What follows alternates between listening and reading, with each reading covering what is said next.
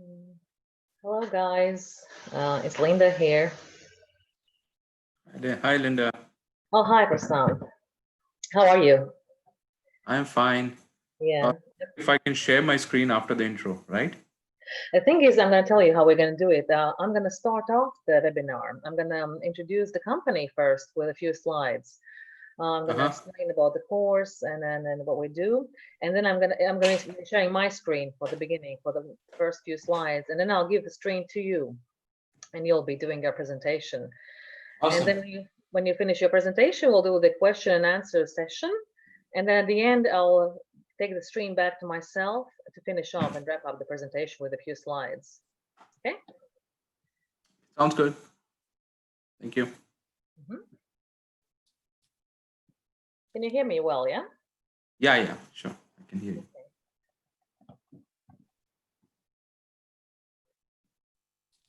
And where are you calling in from today? I'm calling in from India, Bangalore. Hmm. I'm located in Latvia, which is the Northern Europe. Oh, okay. Yeah, hot Nice. sunny day today as well. Oh, so you have summer there now. Yeah, we have, yeah. Well, for us, it's hot. It's 30 degrees. Oh, North, okay. Northern Hemisphere, yeah. Yeah. I'm gonna start very soon now. Okay. Yeah, it's 5 p.m. here, and you are 2.5 hours later or more. Yeah, it's Seven two and a thirty. half Yeah. hours. Mhm. 7:30. Okay. An interesting topic you're doing today.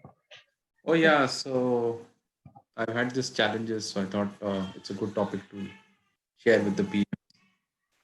Mhm. So usually PMs are very delivery focused. You know, release this feature, do this, fix this, and whatnot. And there's a softer aspect that we miss out from the problem piece. So I thought it's a good idea to share this piece. Very Mhm. interesting.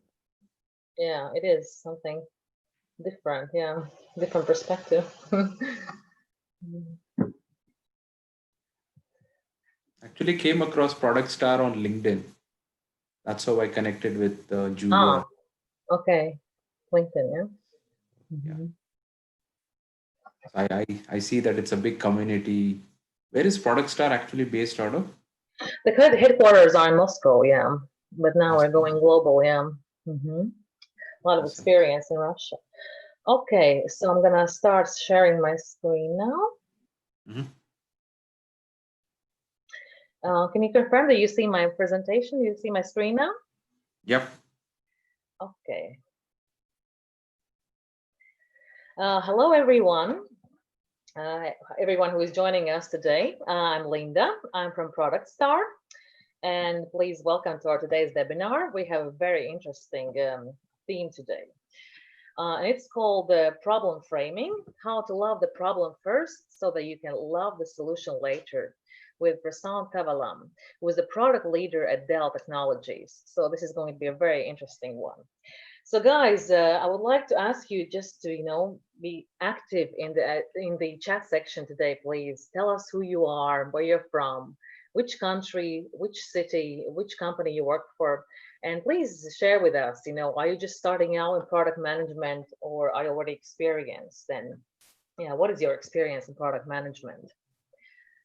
So yeah, send your questions and comments as well. Yeah, this is your opportunity to, we have the live session here, so you can ask your questions directly to our speaker. So please do use this opportunity. The full recording of the webinar and the presentation will be available on our Telegram channel tomorrow on June 21st. And of course, it's going to be also available on our YouTube channel. So for those of you who are late or didn't make it, please come back to our channel and watch it. The best question at the end will receive a present at this, at the end of the session. So guys, please, you're really welcome, to be active with your questions. And the best question will get a present from us, from our company, Global Star. So a little bit to introduce ourselves, company.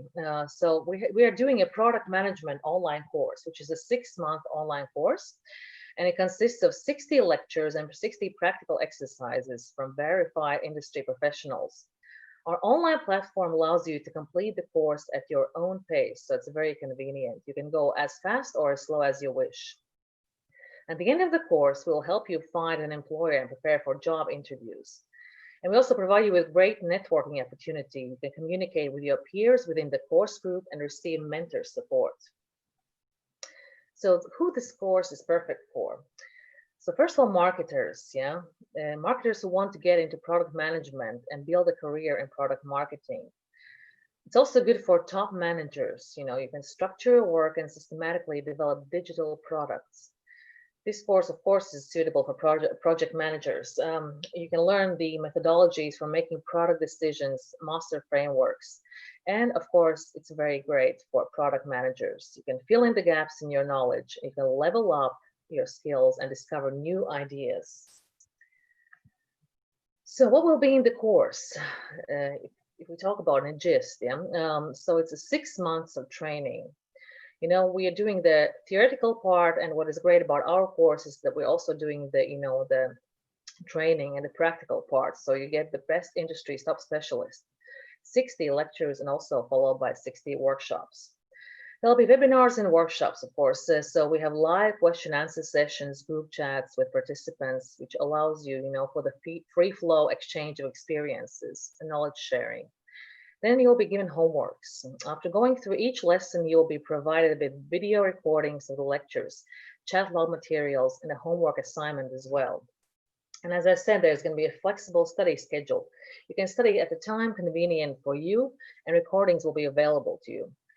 And then at the end, there's the graduation project. There's full development of your work project or pet project, which will solidify the knowledge that you gain throughout the course. And of course, we also provide you with employment assistance. There are pre-interview training sessions and recommendations from course creators and guests. So lots of useful things. And guys, you can find out more details about the course by following the links, just below this video picture, productstar.org/product live. You can fill in the information, you can leave us your name, your country, your phone number, your email. And if you do that, you'll be joining our WhatsApp group, and you'll never miss our latest news, our latest webinars and information. So please do leave your details, and we'll be in touch with you guys through WhatsApp, through email. We're also calling out you guys, so we can find out more information, about you. What do you expect to gain from these webinars? How do you like them? Do you find them useful, and so on? So, we can just get most out of these things together. Now I'm going to give the word to the speaker, and then he's going to do the presentation, and we're going to do the question and answer session, guys. So okay, welcome, Prashant. I'm going to switch off my screen so you can switch on your screen. Sure. Thank you, Linda. Thanks for the opportunity. Hello, folks. Sharing my deck. I can see it, Today's so today's topic, so you're able to see the screen, right? Yeah. Today's topic is problem framing. So most of the product managers, so this topic is relevant to everybody who is a problem solver, right? So it doesn't have to be necessarily product management. It could be project management, or it could be consulting.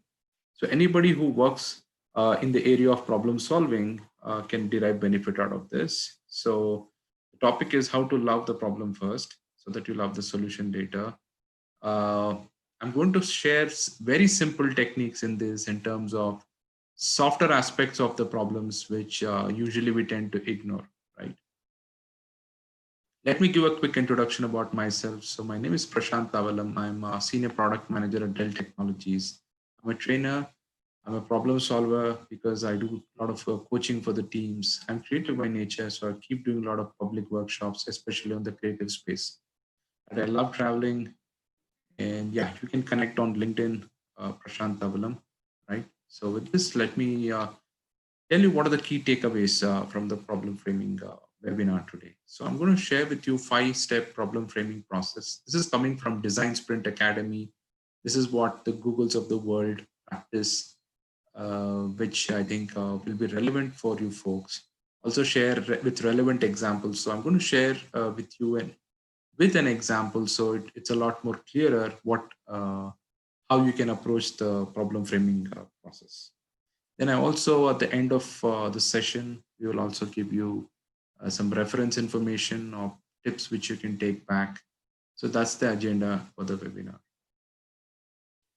So let me start with the statement which says a problem clearly stated is a problem half solved. So this was stated by a famous American writer. So it's very true that if you don't understand the problem enough, then you're not actually solving the right problem. So in fact, when I was trying to explore the problem framing process, the exercise itself takes about 2.5, 3 days to almost a week, where you spend extensive time with the problem, not the solution. Uh, so you spend extensive time with the problem, only then you appreciate what the problem is all about. There is so much to uncover within the problem which we actually miss out, that I'm going to share today. So this statement is beautifully reflecting that understanding the problem actually takes a lot of time.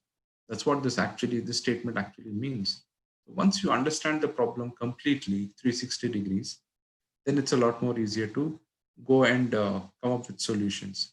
With my hundreds of interaction with a lot of product management professionals, what I figured, what majority of them are so solution oriented that they have a solution in mind and then they try to retrofit the problem to suit the solution. For example, somebody would already know that if I automate a certain process, I can fix this problem, right? So they're already coming with a solution oriented mindset, missing out a lot in terms of understanding the problem, missing the empathy piece.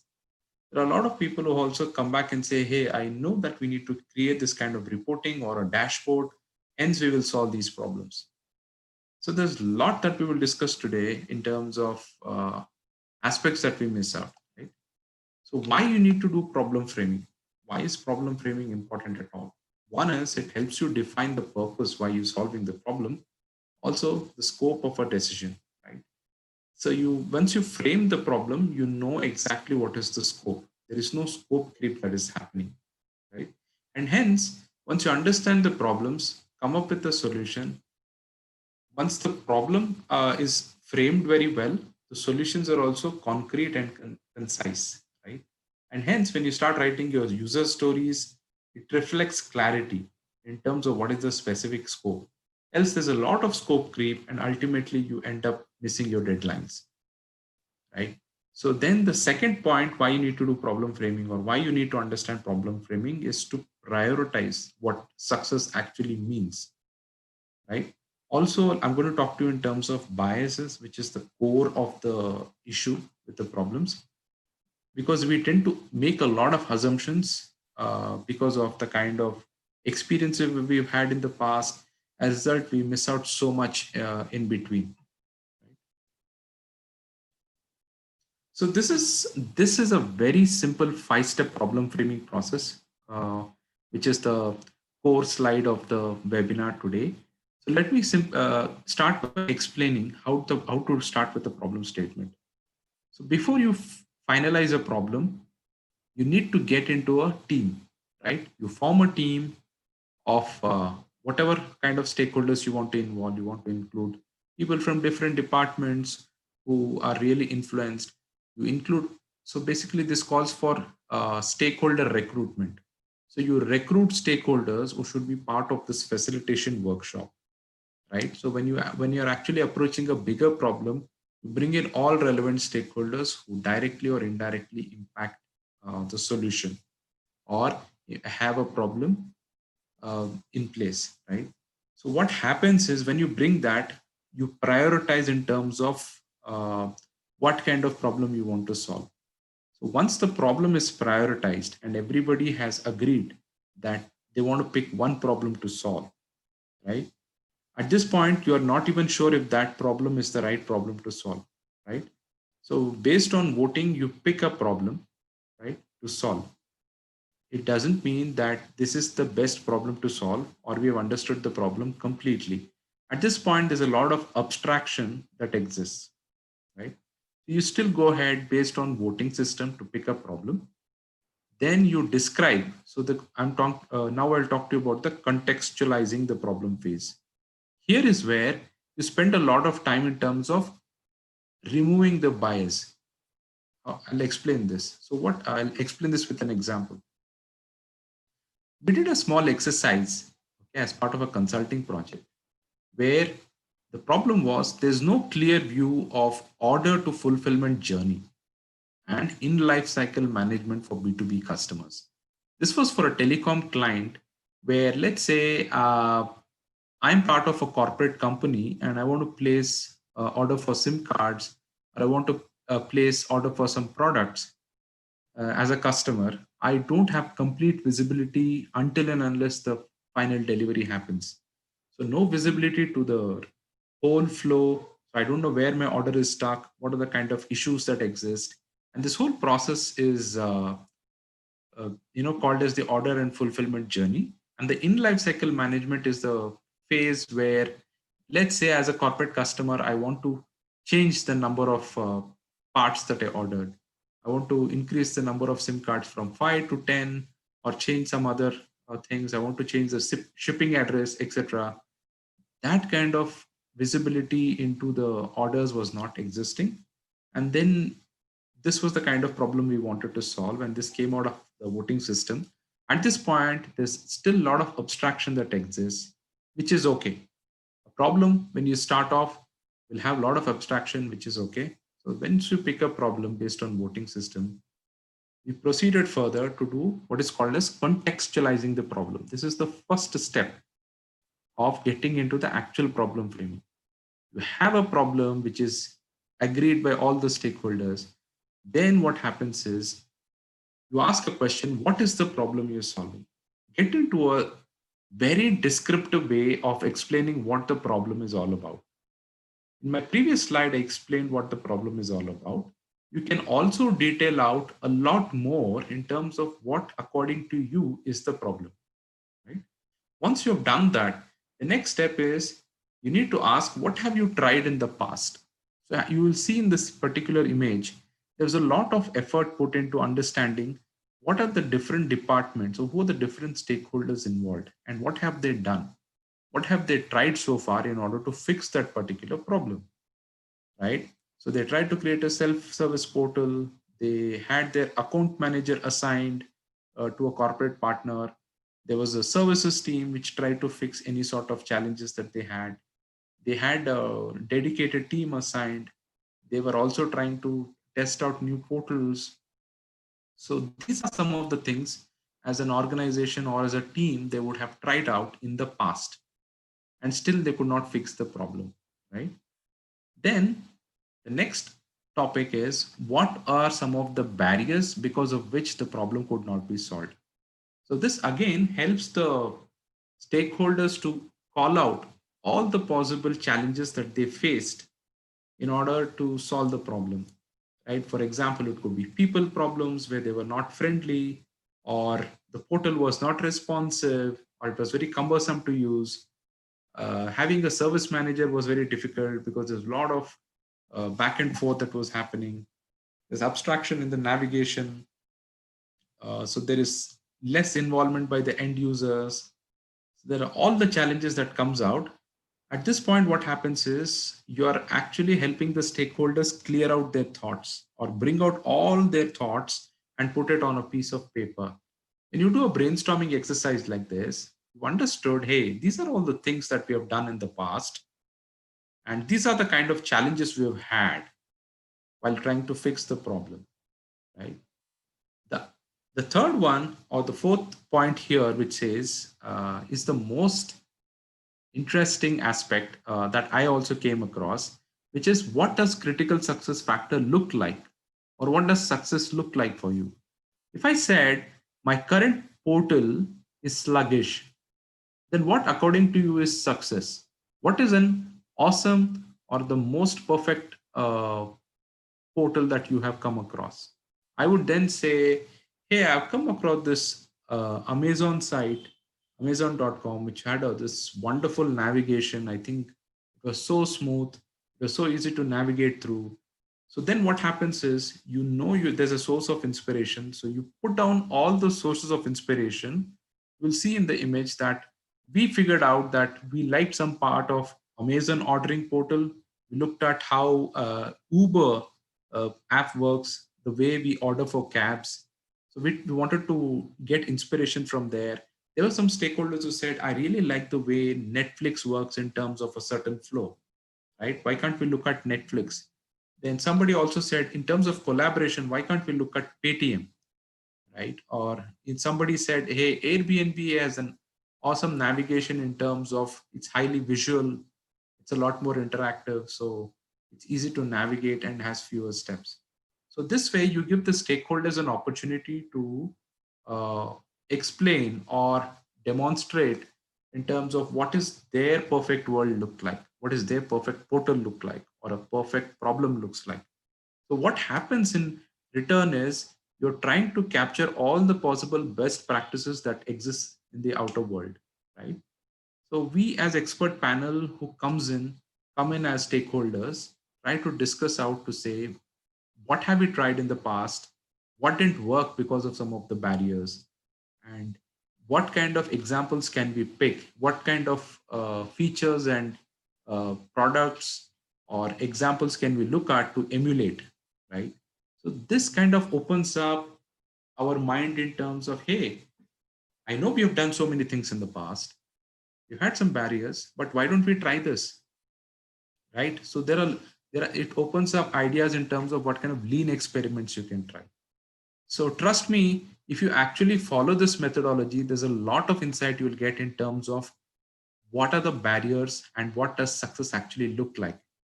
Even if you leave out what you have tried in the past, the barriers and success gives you a lot of insight, right? And also your problems can have a lot of abstractness, also some amount of specificity in it.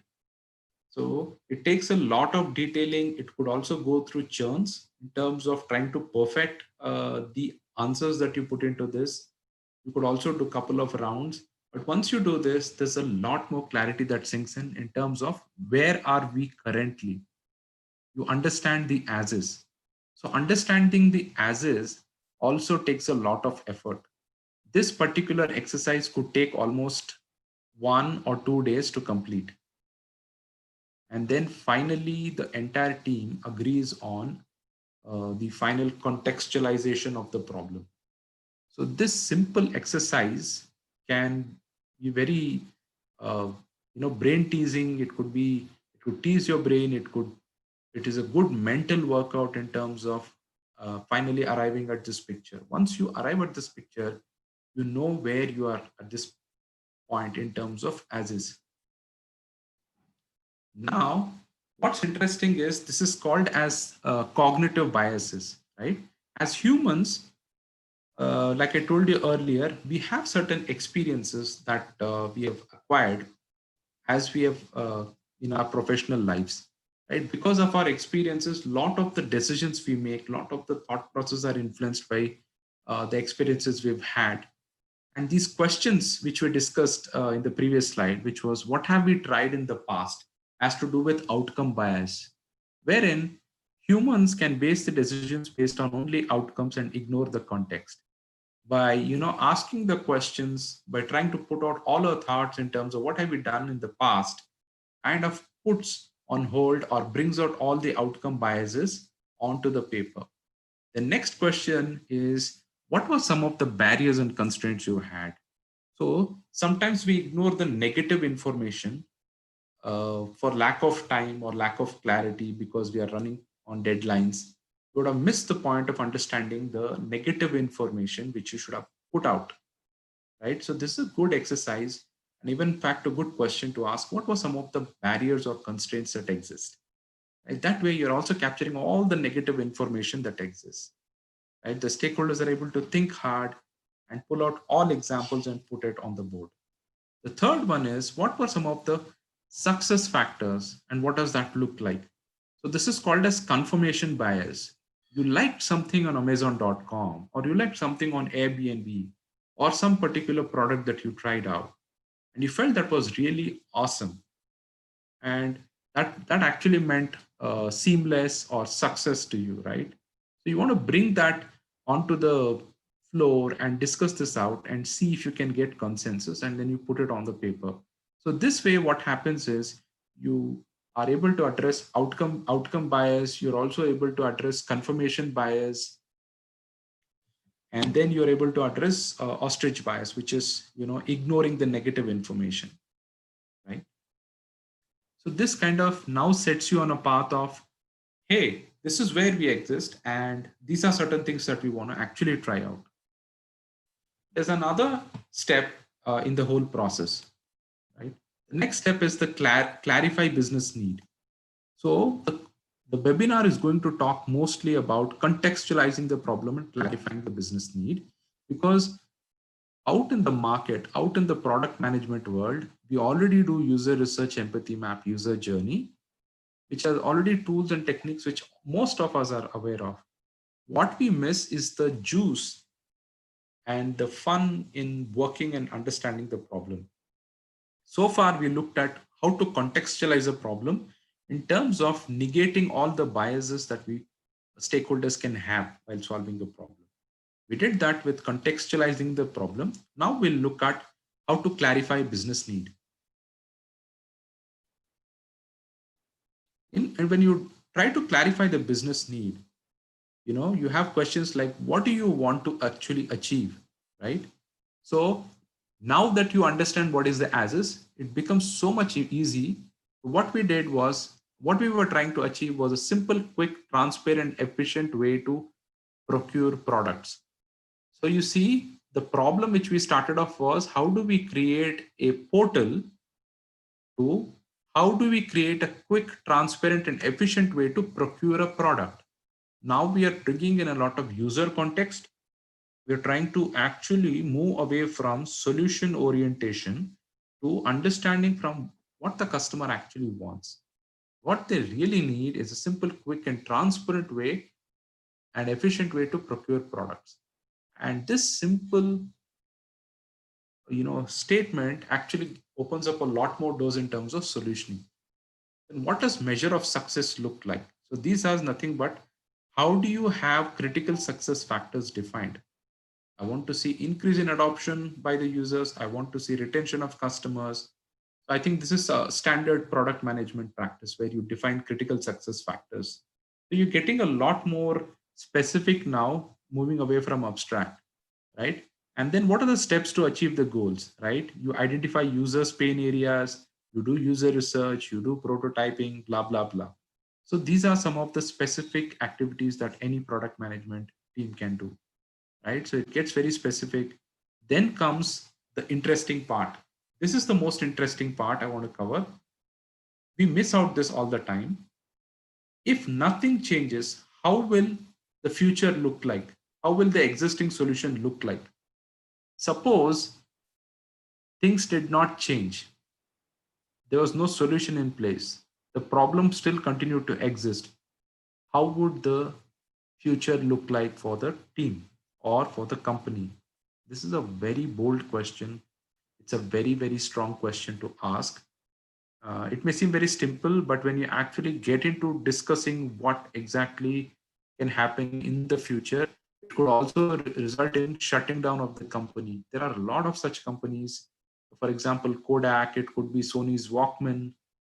Uh, these are some of the products which did not do well after some time because they didn't look into the future and actually solve for the right problems. So at this point, you need to ask, if nothing changes, if status quo exists, how does the future look like in 5 years from now? It would look to lower satisfaction, lower adoption rate, loss of customers, revenues, etc., etc. So once this idea actually hits you, then you know what are the worst case scenarios that are possible, right? So you also need to take into consideration what are the worst case scenarios that are possible. Then you need to get into another question, which is what to do to derail the outcome. This is trying to play the devil's advocate. Now let's say, as a team or as a company, there are people who are pro change, and there are a segment of people who are not wanting to change because there is fear, anxiety, and there are a lot of thoughts in terms, and resistance could come in. You need to iron out that. Let's say you want to create a world class product or a world class portal, but if your users are not interested in using the product because of certain anxieties or due to some challenges that they have, then your product is going to fail because the users are not going to adopt. So, as a problem solver, you also need to take into context in terms of what are the worst case scenarios or cases where something can derail the outcomes, right? So, we looked at what can actually derail our outcomes. We came up with things like low collaboration of stakeholders, having no budget allocated, lack of user empathy, that is not understanding what the user actually wants, then spending less time in understanding the mass, you know customers, sorry, maintain status quo, prevent the big changes, maintain power parity. You'll see there'll be a lot of politics in the companies. There'll be a lot of anxiety. It could be a lot of insecurities existing. So all these must be highlighted here in terms of what can derail the outcome, right? Then comes why preserve sabotaging. If I was a party who's really not interested in changing, if I was a part of a group which really didn't believe that we don't need any solutions, then we are also that way capturing those stakeholders who have these problems, right? Why are we trying to preserve sabotaging? That is, why do we want the problem to still persist? This is a very powerful question for any problem solver to understand in terms of why would some parties not want to change? Why would they still want the problem to continue? Right? For example, you're trying to replace a legacy system with a new state of the art system. You also need to understand why you need to change, why the people are resistant to change, right? I have worked in a lot of change management projects where 100+ team was going to be replaced by a solution where 70% of the team would get fired. So do you think it is a good scenario for the users to cooperate? Obviously, those users would try to sabotage the problem, right? Would try to preserve the problem, will still want the problem to exist. So you need to understand this user context as well in terms of why does a certain group want to preserve the sabotage, right? Lack of future clarity, lack of visibility into the future, job losses, lack of budget, lack of whatnot. So you need to understand this beautiful concept in terms of why would some parties want to derail the outcomes? Why would they want to control this problem being solved from, right? This gives a lot of clarity, which we actually miss out as problem solvers. Otherwise, lot of techniques already exist in the product management world, in the design thinking world, in terms of how do you prioritize problems, how do you pick a problem and then flow with it. Even before getting to how might we statement or jobs to be done, before defining jobs to be done or before defining how might we or concretizing the problem statement, these are certain aspects, softer aspects that needs to be considered if you want to have a successful problem framing. So until and unless you don't consider all these concepts, all these points, it becomes, I think it's the problem that we're trying to solve will be very shallow. So for friends, this is basically what I wanted to bring into context. You can use business model canvas, you can use stakeholder SWOT analysis, you could use OGSM for your business needs, you could use product vision. These are some of the templates which can be used. But all in all, I think it requires putting pen to paper and pouring out all your thoughts in terms of looking at all these biases that can exist. Once you approach and understand these biases, problem framing becomes a lot more easier. The how might we actually, which we framed, usually takes about 5 days. It takes 5 days of exploring the problem before we finally fix and understand what is the problem we want to solve. So trust me, friends, when you do this exercise, there's a lot more clarity that will sink in, right? So this is what we did in terms of understanding no clear view of the order to fulfillment journey. Then we went through this exercise of understanding, contextualizing the problem in terms of biases. And the last part was we tried to get very specific in terms of, hey, what is the worst case scenario look like? And why would anybody not want the problem to be solved? So these are some of the points that we need to ponder upon, which will kind of give you 360-degree view of the problem. So this kind of gave me a lot of new dimensions. It gave me a lot of insights in terms of how to think about a problem. And it was really, really insightful and mind-blowing for me. So I think the remaining piece I will not cover because I think that was not the scope. You do empathy map, user research, you understand the problem statement, basically frame the problem in terms of who has the problem, what is the problem all about, where and why. Then you can also look at in terms of, trying to specify it using a template. The reference information which I want to share is that you can look at Design Sprint Academy. They're one of the pioneers for problem solving or problem framing approaches. Design Sprint Academy, inspiration from Google. So they do a wonderful work in terms of defining problem framing, problems using the problem framing technique. So medium.com has a lot of product management content. Most of you will be aware of it. There's a lot of problem framing content that's available on medium.com, which is really, really mature content. So I regularly use romanpickler.com, which is for the templates. Any of the templates which you want to use for these techniques, you can approach and look at this particular site.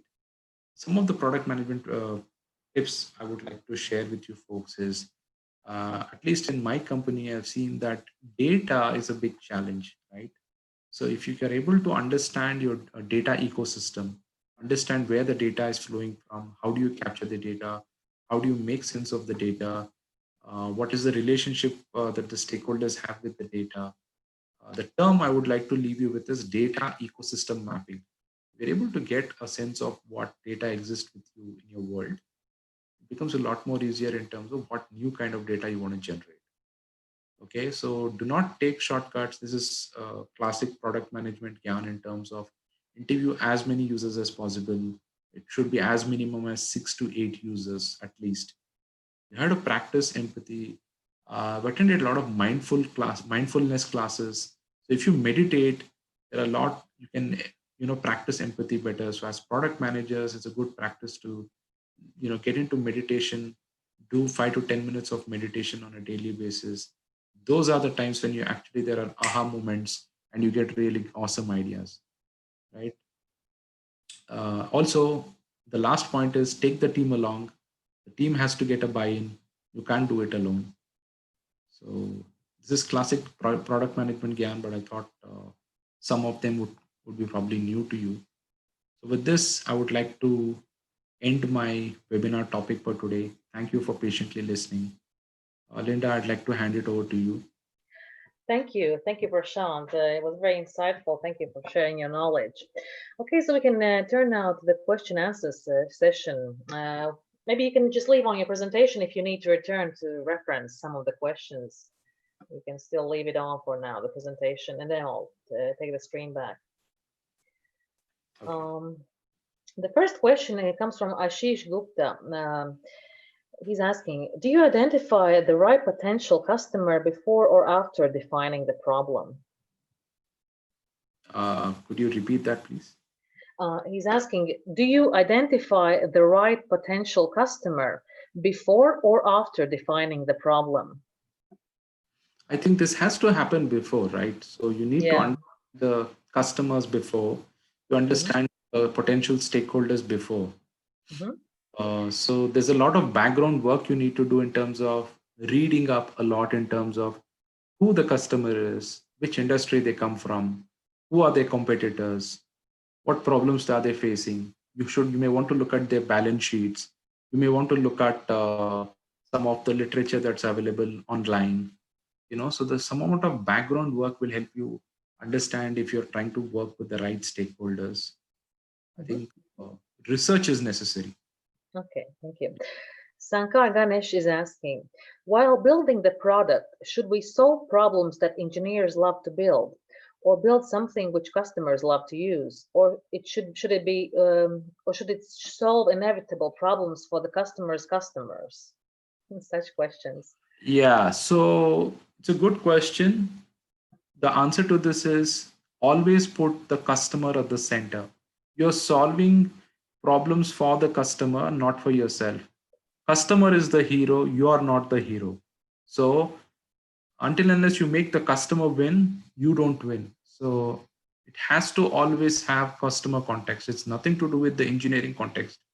Engineering context in terms of what kind of solutions you can pick up, etc., is an afterthought. Is afterthought. So whenever I coach PMs, I tell them one thing: don't even think about the solution while you're trying to get into a discovery phase.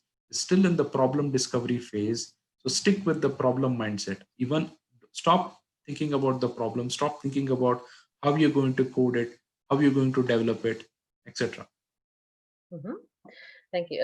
Vaibhav Khandelwal is asking, if a PM is new to the company, how can he or she find out what have the company tried in the past? Referencing the contextualization, the problem slide. If you're new to the company, you got to read a lot. Trust me, every company has lot of content which was already churned out and it's available in some SharePoint, some folders, some locations. And what happens is when you start reading up, you'll start trying to make connects in terms of, hey, I've read this piece of information. Who can I actually reach out to? And then when you actually reach out to that person who would have worked on this content, they will give you a lot of new perspective, and they would in turn connect you to or direct you to newer content. So I think the first 6 months will go in reading a lot of information, consuming a lot of information. So that's what a PM must do in terms of understanding. They must also start doing a lot of research by themselves. Not only they should do indirect research or secondary research in terms of reading up on the internet, reading up all the content that's available on the SharePoints or wherever the knowledge repository exists in the company. Thank you. Nikhil is asking, how would you approach gathering the ASIS process from customer? Would you gather all Okay. requirements right at the beginning, or would you follow an iterative approach and seek clarification as needed? So I would say it's a good question. So as is, I would say the best possible way to do it is try to visually represent information. You will have only few touch points with the customer. You cannot continuously interrogate the customer for multiple days, right? Hence, even if you get that 30 minutes or 40 minutes from an important stakeholder, try to consume that information and immediately visually represent it in the form of a flow chart or a process map, or even in some sort of a storyboarding that you can do. Try to represent it visually, and there's an instant connect with the stakeholders, and you immediately kind of can concrete whatever information is pushed onto you.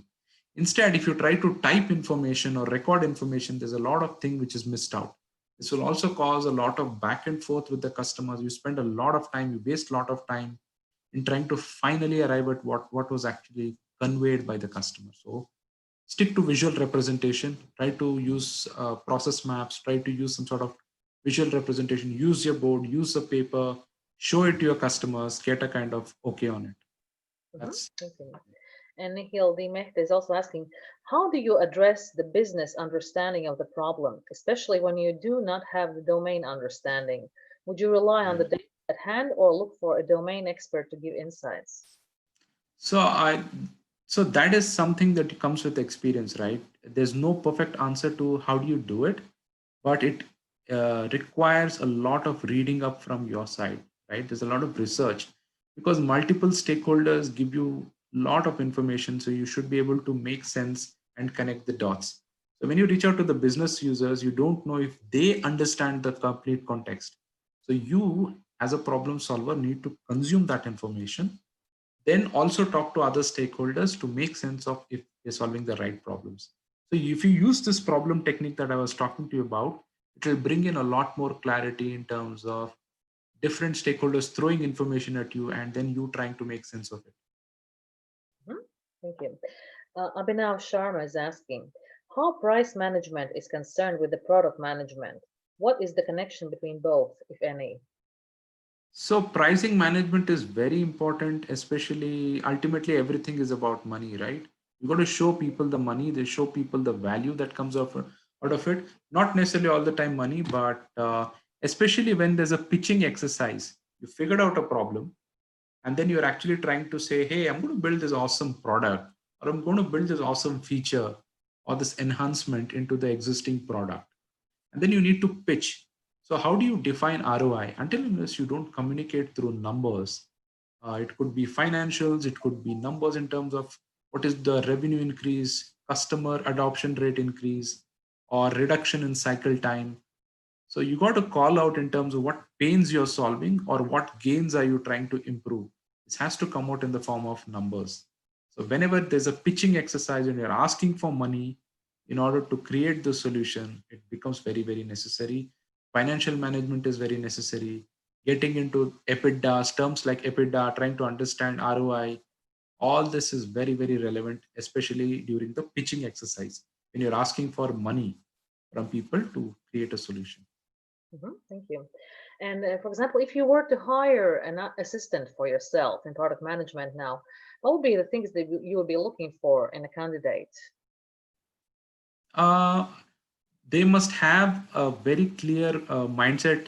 They should have in terms of uh, problem solving, right? The approaches. So when we interview senior level candidates, what we're looking for is not experience, but we're trying to see how they flow with the problem, how they approach the problem, what is their thought process all about. So it's a really intense exercise. We kind of put them through a case scenario, use cases scenario to actually see how much the uh, person knows. Demonstrable assets is the term where resumes are dead now. Resumes are dead. You can't just give a resume to somebody and say, hey, I'm awesome. You got to demonstrate in terms of what work you've done in the past. Do you have artifacts? Do you have use cases? Do you have referrals? And then finally, you put all this to test by in the form of a real time exercise that's given to you, which is pretty intense. And what we look at is how do you approach the problem, right? And that comes with experience. Okay, thank you.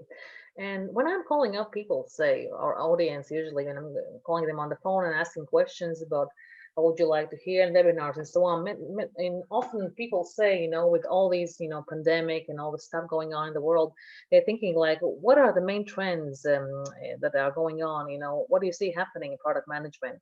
Or maybe what are the great points why people should go into product management? Because many people want to transfer into this field now. Right. Now that you see COVID that's happening, right? So there's a lot of work from home. There's a lot more remote stuff that is being done. So even in organizations, right, across the world, now they're trying to see how can we make things more remote. Can we deliver trainings remotely? Can we have those connects remotely? How do we enable developers to work remotely? How do we ensure the same amount of efficiency exists remotely? So looking at problems like these where earlier collaborations used to happen offline, how do you enable that online? How do you make the world still work the way it was working earlier remotely, right? So these are certain awesome challenges that exist. Also aspects in terms of how do you keep the costs low? How do you produce something locally? How do you, so these are, I mean, it is opened up, the world is, it's opened up to a great new kind of problems that anybody can solve, especially on the remote basis, right? If somebody is working remotely, how can we still make things happen the way it used to happen? Thank you so much. Thank you so much for your answers. I'm gonna turn the screen over to myself now. So if you could just switch off your screen, and I'm gonna return um, to my presentation. Okay, can you see my screen now? Yep. Yeah, thank you. So just to wrap up our webinar. So we've got a couple of things left to wrap up. So we're going to give you some additional information. We're going to also give you the gift. So who should be the speakers during our course? As I said before, those are lots of people from industry, from the product management industry, from tech industry. So who are going to be the speakers on our course? There are people from Microsoft, Booking, Google, Shell, and so on. So we've got very experienced people with lots of know-how in the industry. So let's take a little deeper look at the program. So what can you expect to get in our product management online course? So first of all, we start off with the basic product manager skills. And in section 2, moving into skills for mid-level product managers. Then we do also cover the mobile products. Then the next section is product manager level up. And again, as I said, we do the thesis, the graduation project, and we also assist you, with your employment, and we do the training for the interviews and so on. So lots of useful things we provide you with. So what results can you expect from completing the course? You can expect a comprehensive knowledge base, which is necessary for your professional development, as well as lectures from the industry's leading professionals. We'll give you lots of useful product management skills. There are practical tasks in the form of homeworks and exercises. And you'll get your own mentor, and you can, who'll be giving you your feedback on how well you did in your homework. Are you on point or you're off track? So we'll train you for that as well. And there are also lots of high quality contacts and networking opportunities for industry professionals. And there you can see an example, a sample of digital certificates, which you'll receive at the end by graduating from this course.